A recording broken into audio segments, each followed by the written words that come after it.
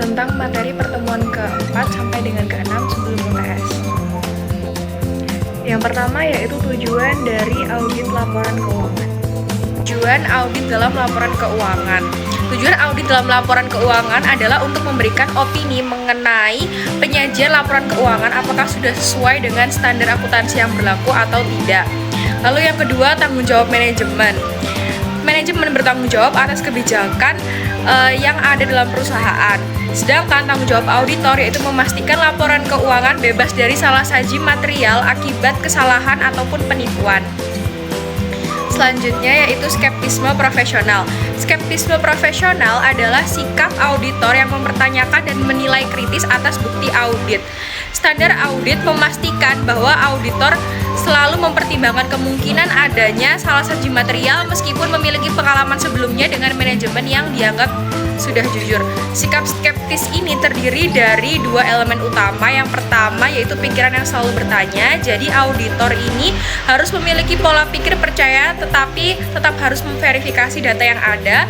Lalu yang kedua, penilaian kritis terhadap bukti audit, di mana auditor harus mengajukan pertanyaan investigatif dan memperhatikan inkonsistensi dalam bukti yang diperoleh. Nah, terdapat 6 karakteristik skeptisme profesional. Yang pertama, pola pikir yang mempertanyakan, penundaan putusan hingga bukti yang cukup, pencarian informasi tambahan, pemahaman terhadap potensi bias, kemandirian dalam pengambilan keputusan, kepercayaan diri untuk menantang asumsi atau klaim manajemen. Lalu yang terakhir yaitu penilaian profesional. Penilaian profesional dalam audit adalah proses pengambilan keputusan yang efektif untuk menilai kewajaran laporan keuangan. Proses ini terdiri dari 5 langkah utama. Yang pertama yaitu mengidentifikasi dan mendefinisikan masalah. 2. Mengumpulkan fakta dan informasi. 3. Melakukan analisis dan mengidentifikasi alternatif. Yang keempat, membuat keputusan. Dan yang terakhir yaitu meninjau dan mendokumentasikan kesimpulan. Nah, apa saja sih potensi bias dalam penilaian profesional? Yang pertama, konfirmasi bias. Auditor cenderung mencari informasi yang mendukung keyakinan awal. Dan yang kedua tuh terlalu percaya diri, yaitu auditor mungkin melebih-lebihkan akses penilaiannya. Yang ketiga, efek jangkar. Auditor terlalu terpengaruh oleh informasi awal yang disampaikan oleh manajemen. Dan yang terakhir, bias ketersediaan. Auditor lebih mengandalkan informasi yang mudah diingat daripada yang relevan dari bukti yang ada.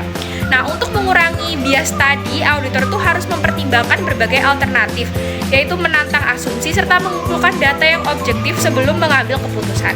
Jadi selanjutnya saya Kalistana Josanisa dengan NPM 263 akan menjelaskan terkait 5 siklus audit laporan keuangan. Untuk yang pertama yaitu terkait siklus penjualan dan penagihan, yang kedua ada siklus akuisisi dan pembayaran, yang ketiga ada siklus penggajian dan personalia, yang keempat ada siklus inventaris atau persediaan, dan juga yang terakhir yaitu siklus perolehan dan pembayaran modal.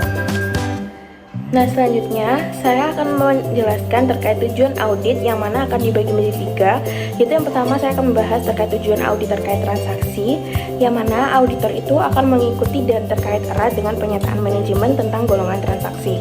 Dan tujuan audit khusus terkait transaksi ini itu juga diterapkan untuk setiap golongan transaksi tetapi dinyatakan dalam istilah yang disesuaikan dengan golongan transaksi tertentu, seperti transaksi penjualan, penerimaan kas, akuisisi barang dan jasa, serta penggajian. Nah, selanjutnya untuk tujuan audit yang kedua yaitu tujuan audit terkait saldo yang memiliki arti tujuan audit yang diterapkan pada saldo akun. Tujuan ini membantu auditor mengumpulkan bukti yang cukup dan tepat untuk mendukung bahwa saldo akun disajikan secara wajar sesuai dengan kerangka pelaporan keuangan yang berlaku. Nah, yang ketiga ini teman-teman, tujuan audit terkait penyajian dan pengungkapan, yang mana memiliki arti tujuan audit yang diterapkan pada penyajian dan pengungkapan informasi dalam laporan keuangan. Tujuan ini tuh dapat membantu auditor mengumpulkan bukti yang cukup dan tepat untuk mendukung bahwa informasi dalam laporan keuangan disajikan secara wajar dan diungkapkan sesuai dengan kerangka pelaporan keuangan yang berlaku. Nah, pasti bertanya-tanya tentang bagaimana sih tujuan audit itu dapat terpenuhi. Nah, auditor itu harus memperoleh bukti yang mendukung secara cukup dan tepat untuk mendukung semua pernyataan manajemen dalam laporan keuangan. Dan hal ini itu dilakukan dengan mengumpulkan bukti untuk mendukung beberapa kombinasi yang tepat dari tujuan audit terkait transaksi dan juga tujuan audit terkait saldo. Jadi kombinasi antara tujuan audit yang sudah saya jelaskan sebelumnya. Lalu ada 4 cara untuk audit laporan keuangan ini. Yang pertama yaitu rencana dan desain pendekatan audit. Yang kedua, melakukan tes kontrol dan substantif tes transaksi. Yang ketiga, melakukan substantif prosedur analitis dan tes rincian keseimbangan. Dan yang terakhir, selesaikan audit dan terbitkan laporan audit.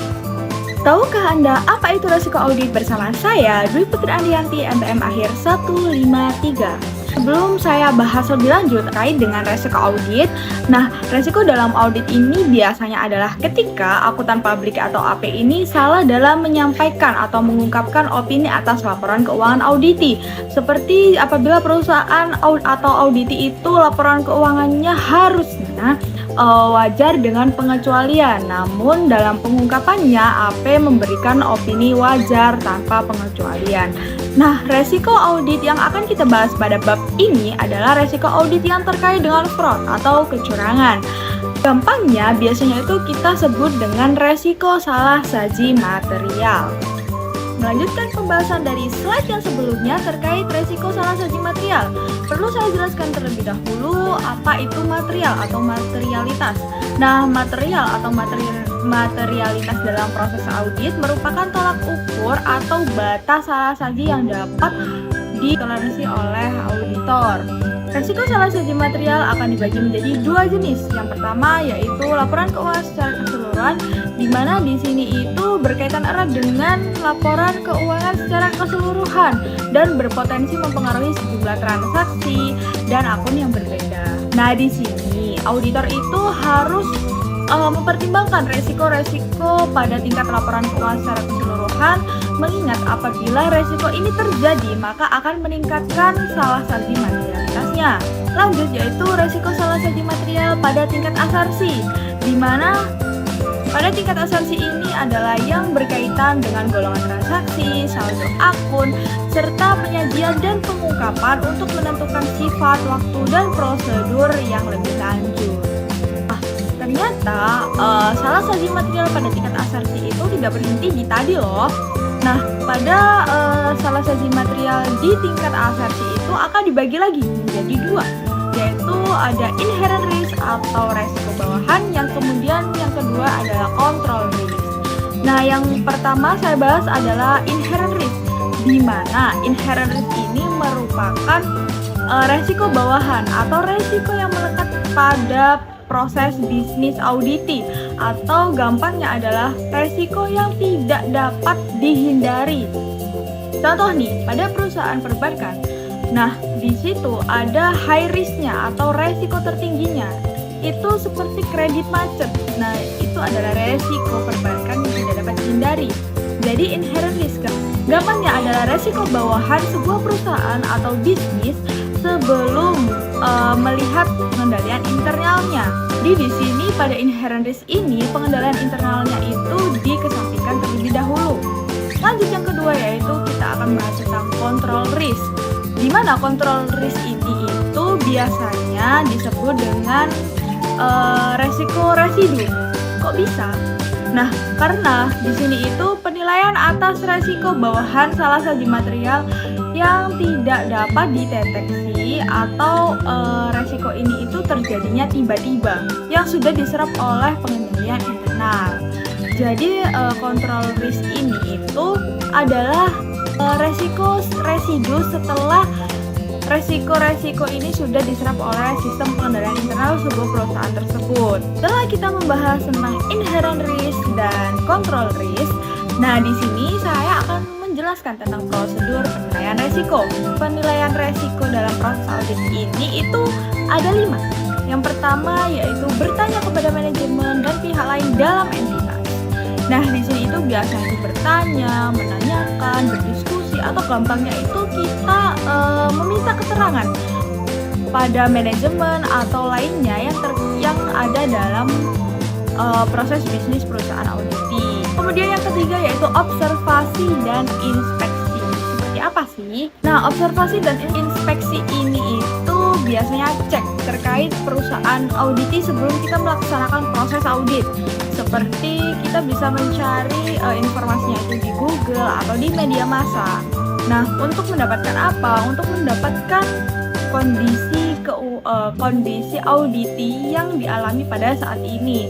Kemudian kasus apa yang pernah terjadi dalam perusahaan tersebut. Nah, untuk menentukan pada saat kita besok melaksanakan audit, kita dapat mengetahui resiko-resiko mana atau area-area mana yang resiko tersebut terjadi. Kemudian yang keempat yaitu diskusi antar anggota tim keterlibatan atau biasa diskusi dengan yang lebih senior, dimana di sini itu supaya kita dapat kayak pandangan kayak gitu dari pengalaman senior apabila misal senior tersebut itu pernah mengalami hal perusahaan serupa dengan kita. Nah, kita di situ dapat menanyakan terkait dengan pengalaman senior kita agar kita besok itu dapat menjalankan dengan baik tersebut. Yang kelima yaitu prosedur penilaian risiko lainnya.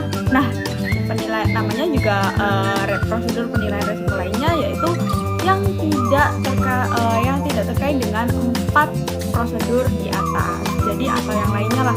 Misal kita juga mencari tahu berita-berita terkait perusahaan tersebut seperti itu atau menggali informasi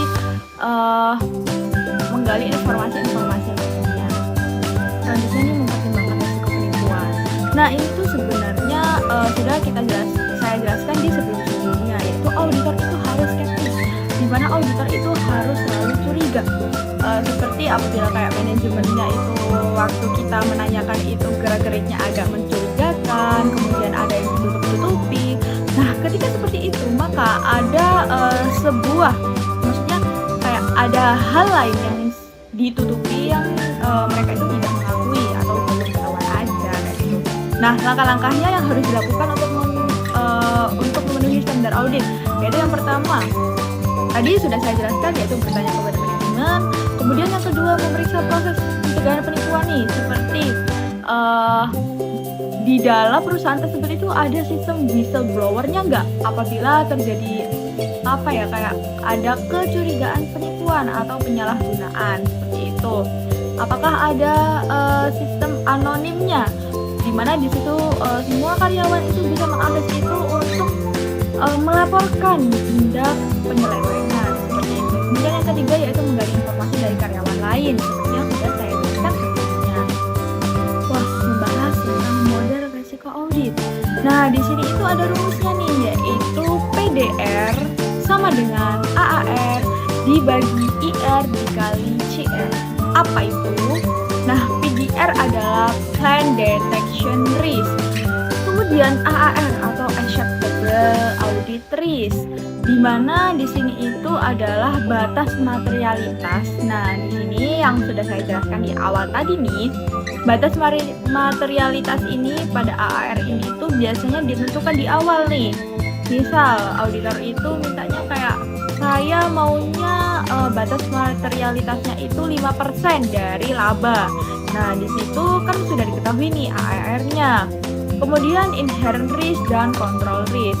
Inherent risk dan control risk sudah saya jelaskan di awal tadi.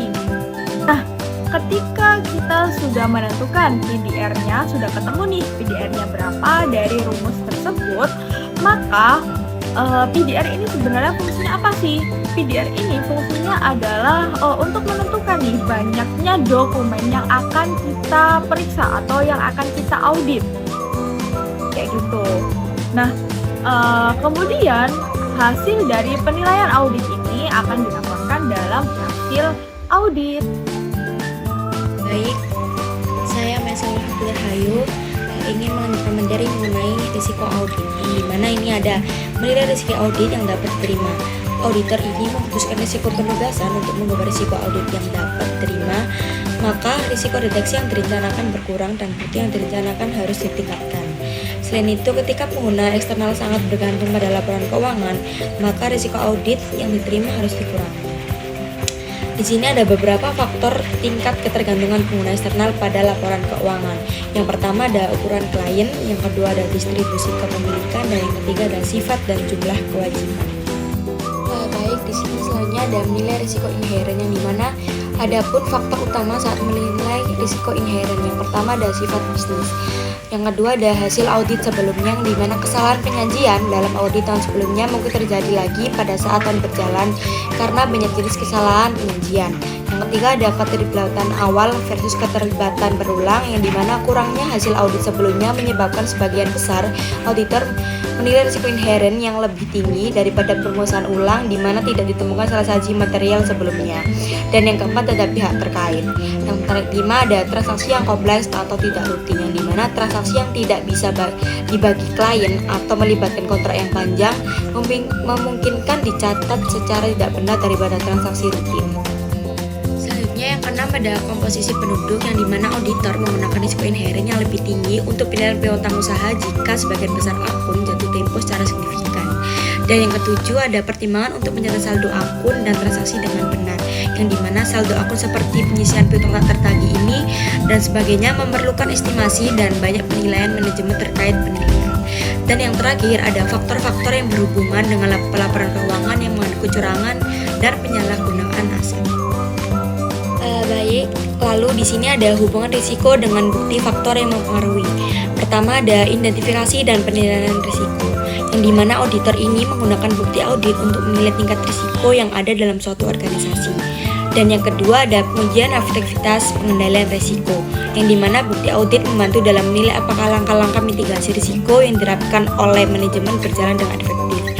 Yang ketiga ada pendeteksi kecurangan, yang dimana dalam audit ini investigatif, bukti audit digunakan untuk mengidentifikasi indikasi kecurangan atau fraud atau penyimpangan lain yang dapat meningkatkan risiko bagi organisasi. Dan yang terakhir ada penyusunan opini audit, yang dimana opini audit ini didasarkan pada bukti yang dikumpulkan. Jika risiko yang ditemukan tinggi dan tidak ada mitigasi yang memadai, auditor ini mungkin akan memberikan opini audit yang lebih ketat, seperti opini wajar dengan pengajuan atau tidak wajar dengan pengajuan. Lalu selanjutnya ada hubungan antara faktor risiko dan materialitas dengan bukti audit, yang dimana jika risiko audit tinggi, auditor perlu mengumpulkan lebih banyak kualitas yang lebih tinggi. Dan risiko yang lebih tinggi juga memerlukan prosedur audit yang lebih ekstensif seperti pengujian substantif dan analisis mendalam. Dan yang kedua ada jika suatu kesalahan atau ketidaksesuaian dianggap material, auditor ini akan fokus pada area tersebut dan mencari bukti yang cukup kompeten. Materialitas ini menentukan seberapa banyak bukti yang dibutuhkan untuk memastikan bahwa laporan keuangan bebas dari salah saji material. Dan yang terakhir ada auditor harus menyeimbangkan risiko dan materialitas dalam penentuan sejauh mana prosedur audit diperlukan. Yang dimana jika risiko tinggi ini tetapi kesalahan tidak material, auditor mungkin masih perlu melakukan prosedur tambahan untuk memastikan tidak ada tambatan sembunyi. Dan jika kesalahan material ditemukan, auditor ini harus mengumpulkan bukti audit yang lebih kuat untuk mendukung opini mereka. Baik, selanjutnya dengan saya Jessica Fahma, NPM akhir 029 akan menjelaskan apa poin penting tentang resiko kecurangan dalam laporan keuangan. Selanjutnya yaitu jenis-jenis kecurangan. Jenis-jenis kecurangan sendiri yaitu ada dua. Yang pertama, fraudulent financial reporting, dan yang kedua yaitu misappropriation of asset. Yang pertama, fraudulent financial reporting atau yang biasa disebut pelaporan keuangan yang curang adalah salah saji yang disengaja atau penghilangan jumlah atau pengungkapan dengan maksud untuk menipu pengguna. Biasanya jarang dilakukan, tetapi sekali dilakukan dengan nominal besar dan dilakukan oleh lebih dari satu orang. Yang kedua yaitu misappropriation of asset atau yang biasa disebut penyalahgunaan aset. Penyalahgunaan aset itu sendiri yaitu penipuan yang melibatkan pencurian aset suatu entitas. Biasanya sering terjadi tetapi jumlah yang terlibat tidak material terhadap laporan keuangan. Namun, pencurian aset perusahaan seringkali menjadi perhatian manajemen karena pencurian kecil dapat dengan mudah meningkat seiring waktu dan seringkali menyebabkan kerusakan reputasi. Selanjutnya yaitu triangle fraud. Bisa kita lihat dari gambar yang sudah tersedia, tentu dari triangle fraud. Yaitu yang pertama, tekanan atau insentif. Manajemen atau karyawan memiliki insentif atau tekanan untuk melakukan penipuan. Yang kedua, yaitu peluang atau opportunities. Keadaan memberikan peluang bagi manajemen atau karyawan untuk melakukan penipuan. Yang ketiga, yaitu sikap atau rasionalisasi. sikap, karakter, atau serangkaian nilai etika yang memungkinkan manajemen atau karyawan melakukan tindakan tidak jujur, atau mereka berada dalam lingkungan yang merasa diperbolehkan untuk melakukan penipuan. Adapun beberapa fraud selain triangle fraud yang selanjutnya yaitu fraud diamond, bentuknya seperti layang-layang. Yang pertama yaitu pressure, yang kedua yaitu opportunity, yang ketiga yaitu rationalization, yang keempat yaitu capability. Yang selanjutnya yaitu fraud pentagon, bentuknya seperti segi 5. Yang pertama yaitu pressure, yang kedua yaitu opportunity, yang ketiga yaitu rationalization, yang keempat yaitu capability, dan yang terakhir yaitu arrogancy. Adapun fraud yang terakhir yaitu fraud hexagon, bentuknya seperti segi 6. Yang pertama yaitu collusion, yang kedua yaitu pressure, yang ketiga yaitu opportunity, yang keempat yaitu rationalization, yang kelima yaitu capability, dan yang keenam yaitu arrogancy. Selanjutnya yaitu penilaian risiko kecurangan. Yang pertama yaitu skeptisisme profesional. Standar audit mengharuskan audit direncanakan dan dilakukan dengan sikap skeptisisme profesional dalam semua aspek penugasan. Mengakui kemungkinan bahwa salah satu material dapat terjadi terlepas dari pengalaman auditor sebelumnya dengan integritas dan kejujuran manajemen klien dan mereka yang bertanggung jawab atas tata kelola. Yang kedua yaitu informasi untuk menilai risiko penipuan. Adapun 5 sumber informasi untuk menilai risiko penipuan. Yang pertama yaitu komunikasi antar tim audit, yang kedua yaitu pertanyaan manajemen, yang ketiga yaitu faktor risiko, yang keempat yaitu prosedur analitis, dan yang kelima yaitu informasi lainnya. Yang ketiga yaitu risiko yang teridentifikasi kesalahan penyajian material karena penipuan. Auditor mengevaluasi semua sumber informasi yang dikumpulkan untuk menilai risiko salah saji material akibat kecurangan sebagai bagian dari perencanaan audit. Selanjutnya yaitu tata kelola perusahaan dalam mengurangi risiko kecurangan. Manajemen bertanggung jawab untuk menerapkan tata kelola perusahaan dan prosedur pengendalian untuk meminimalkan risiko penipuan yang dapat dikurangi dengan kombinasi tindakan pencegahan dan pendeteksian. Karena kolusi dan dokumentasi palsu membuat pendeteksian penipuan menjadi tantangan. Seringkali lebih efektif dan ekonomis bagi perusahaan untuk berfokus pada pencegahan dan penipuan. Adapun pedoman yang dikembangkan oleh ICCPA mengidentifikasi 3 elemen untuk mencegah, menghalangi, dan mendeteksi penipuan. Yang pertama yaitu budaya kejujuran dan etika yang tinggi. Yang kedua yaitu tanggung jawab manajemen untuk mengevaluasi risiko penipuan. Dan yang ketiga yaitu pengawasan komite audit. Selanjutnya yaitu pendokumentasian penilaian indikasi kecurangan. Yang pertama yaitu selama melakukan perencanaan audit, diskusi dengan tim terkait dengan kecurangan laporan keuangan. Yang kedua, prosedur yang dilakukan untuk memperoleh informasi yang diperlukan untuk mengidentifikasi dan menilai risiko penipuan material. Yang ketiga, risiko spesifik penipuan material yang diidentifikasi baik pada tingkat laporan keuangan keseluruhan maupun tingkat asersi, dan deskripsi respons auditor terhadap risiko tersebut. Yang keempat, alasan yang mendukung kesimpulan bahwa tidak ada risiko signifikan atas pengakuan pendapatan yang tidak tepat secara material. Yang kelima, hasil prosedur yang dilakukan untuk mengatasi risiko pengabaian pengendalian oleh manajemen. Yang keenam, kondisi dan hubungan analitis lain menunjukkan bahwa prosedur audit tambahan atau respon lain diperlukan. Ketujuh, sifat komunikasi tentang penipuan yang disampaikan kepada manajemen, komite audit, atau pihak lain. Adapun tujuan pendokumentasian yaitu ada 4. Yang pertama, menyediakan bukti objektif untuk mendukung temuan auditor. Yang kedua, memastikan akuntabilitas dan transparansi dalam proses audit. Yang ketiga, menjadi dasar tindakan hukum atau kebijakan perbaikan perusahaan. Yang keempat atau yang terakhir yaitu memudahkan analisis lebih lanjut jika kecurangan terbukti. Ayo mulai kelola uang Anda dengan bijak. Sekian dari kelompok kami. Wassalamualaikum warahmatullahi wabarakatuh.